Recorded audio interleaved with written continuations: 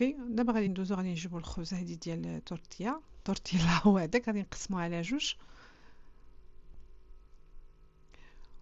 وغادي نجيب شويه ديال الدقيق مع الماء، وغادي نتني هذيك الانصاص ديال التورتيلا كيف ما هو موضح معايا في الفيديو. غادي ندهنو الجوانب ديالو، وغادي ندوزو باش نلصقوه. وهذا كيكون الشكل ديالها بحال الشكل ديال البريوه. صافي هانتوما غادي نعدلو الكميه كامله هي الاولانيه، ومن بعد غادي ندوزو نعمروها. حاولوا انكم ما تعمروهاش بزاف، عملوا غير شي يعني شتيتو، ما تدكسوهاش شي بزاف. صافي في الاثناء كيكون عندي الفران ديجا مسخن على 170 درجه من الفوق ومن التحت. صافي غادي نعمرها، وغادي نعمل الفوق منها شويه ديال الجبن محكوك، النوع اللي كتستعملوا اللي عندكم في الدار موجود.